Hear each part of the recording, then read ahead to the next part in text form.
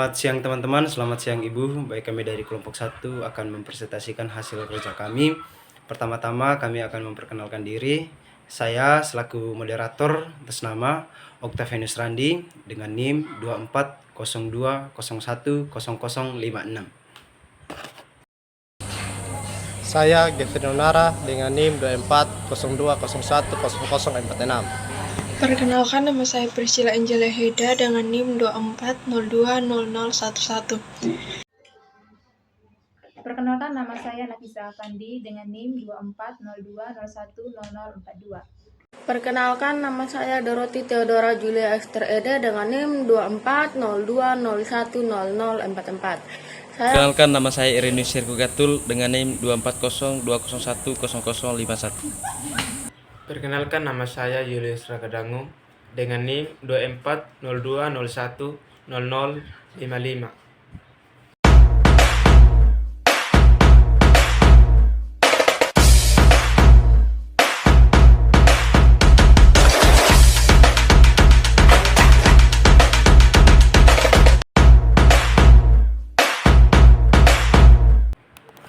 Baik, terima kasih kepada teman-teman yang sudah memperkenalkan diri.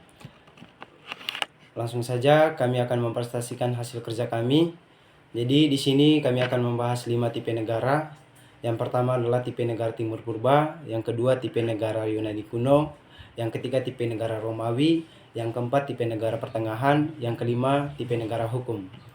Baik, yang pertama kita akan membahas mengenai tipe negara Timur Purba.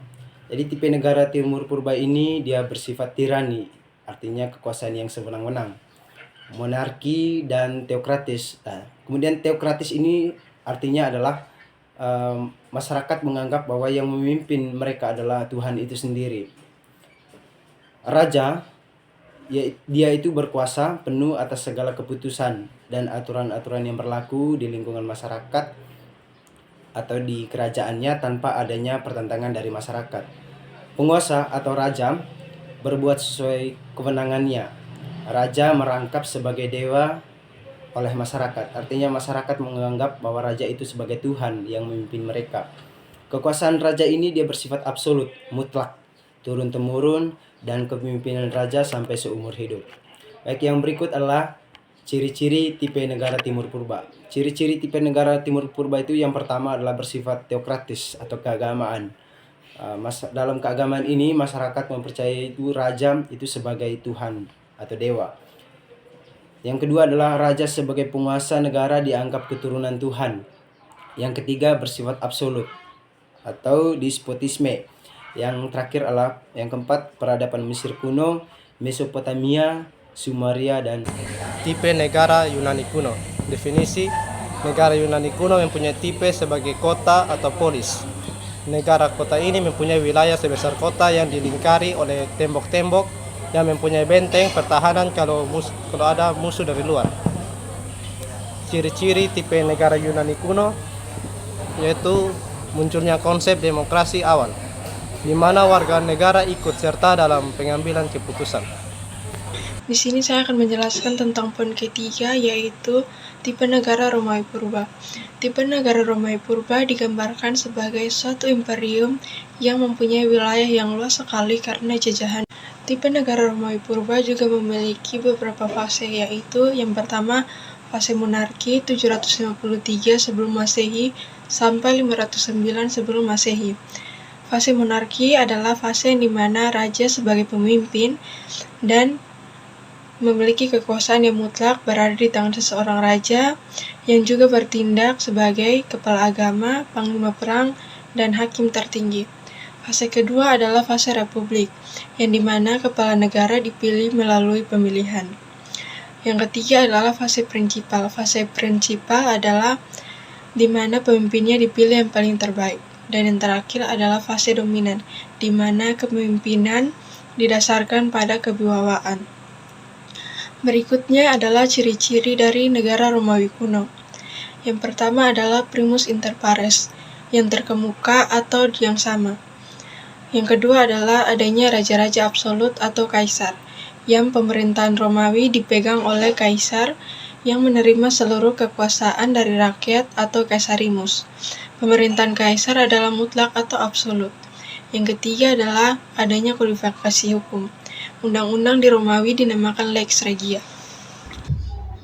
Tipe negara abad pertengahan. Tipe dari negara abad pertengahan ialah feudalistis berdasarkan hak perseorangan yang mutlak.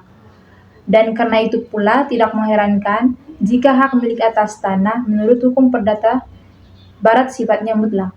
Sebab semua itu bersumber kepada hak perseorangan yang tidak bisa diganggu-gugat. Saya akan menjelaskan tentang ciri-ciri tipe negara pertengahan. Yang pertama adalah teokraktis. Teokraktis adalah sebuah istilah yang merujuk pada suatu sistem atau konsep yang berlandaskan pada kekuasaan atau otoritas ilahi atau ketuhanan. Yang kedua adalah feodalisme. Feodalisme adalah sebuah sistem sosial dan politik yang mendominasi Eropa pada abad pertengahan. Bayangkan sebagai sebuah piramida di mana yang pada puncaknya terdapat seorang raja atau kaisar yang berkuasa. Yang ketiga adalah dualisme dalam bernegara, yaitu yang pertama penguasa dengan rakyat, yang kedua adalah pemilik dan penyewa tanah yang menimbulkan feodalisme, yang ketiga adalah negarawan dan gerejawan atau yang menimbulkan sekularisme. Tipe negara hukum.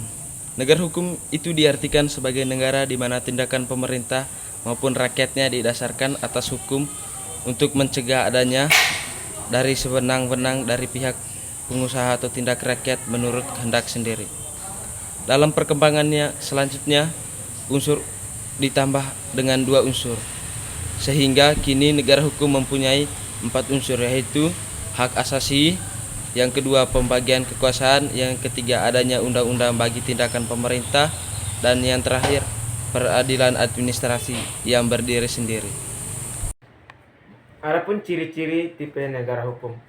Yang pertama itu supremasi hukum, yaitu hukum berlaku untuk semua orang, termasuk pemerintah, dan tidak ada kekuasaan yang di atas hukum. Yang kedua itu jaminan hak asasi manusia, yaitu negara menjamin dan melindungi hak asasi manusia. Yang ketiga, legalitas hukum, yaitu negara beroperasi berdasarkan hukum yang diterapkan secara jelas dan transparan. Yang keempat, pemisahan kekuasaan negara, yaitu kekuasaan negara dipisahkan. Yang kelima, pemerintahan berdasarkan undang-undang, yaitu pemerintahan didasarkan pada undang-undang.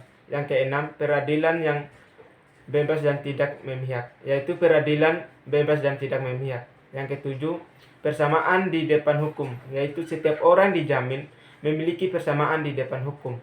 Yang kedelapan, lembaga hukum negara yang tidak dapat diintervensi, yaitu lembaga hukum negara tidak dapat diintervensi dalam pelaksanaan tugasnya. Terima kasih. Baik, terima kasih kepada teman-teman yang sudah memaparkan materinya. Mungkin itu saja yang dapat kami sampaikan. Akhir kata, kami menyampaikan permohonan maaf apabila ada kata-kata yang kurang berkenan di hati teman-teman sekalian.